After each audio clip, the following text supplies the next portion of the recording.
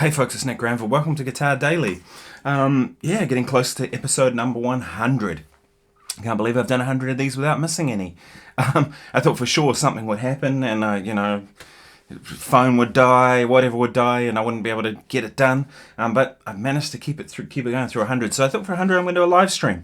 So tune in. I've chosen 10 a.m. New Zealand time. It was about the best time I could do that wasn't crazy early in the morning for me. I'm not a morning person, but also that kind of fitted as many different time zones as I could make it work. So please do join me. I've made an event, hit ready to go for that. It's all scheduled, set up to go 10 a.m. New Zealand time. I've listed all the different time zones and I think I've got it right. So yeah, please do join me. And if you have any questions or things you want me to play, let me know. So today I thought I'd talk about an inversion workout. This was actually taught to me by an Australian guitar player, a guy called Steve McKenna, really good guitar teacher. I think he was at the Sydney Conservatorium. Unfortunately, he's no longer with us anymore, but I thought I'd share the information with you today. And so this was the inversion workout. So let's take any chord we know. It doesn't really matter which chord, but let's take, say, a stock standard C major 7. Something like that. All right, C, G, B, E. And then the first thing we're going to do is turn it into a minor major 7. So right, it's already a major 7, but now to make it a minor 7, we simply take the third and flatten it. Right. The next chord we're going to turn into a minor 7. So I flatten the 7 and the third now. Then we're going to turn it into a dominant 7. Then into a half diminished, so a minor 7 with a flat 5. Then a full diminished. Then a dominant 7 with a flat 5. Dominant 7 with a sharp 5. You get the idea, right? And so the list of them, I'll list it down here so you can see and how the formulas work. But basically major, minor 7, minor major 7, minor 7, dominant 7, half diminished, full diminished, dominant 7 flat 5 and dominant 7 sharp 5. Try it with any particular chord you know. Let's take another one. C major 7, this one.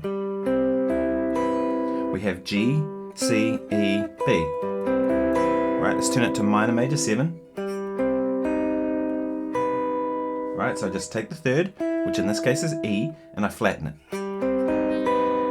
Alright, it's a minor major 7. To turn it to a minor 7, we do the same thing, flat third, flat 7th.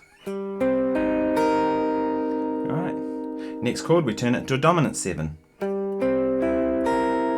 Alright, so it's a major 7, but we flatten the 7th to make the dominant 7th. Half diminished, so minor 7, flat 5. Full diminished.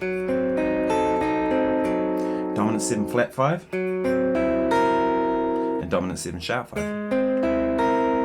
We can do this with any chord we know. Anything. Could be this. Alright.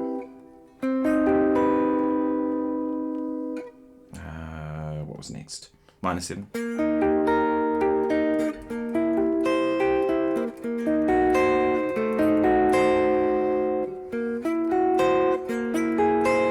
So drop 2s are a good one, right? You had to have this.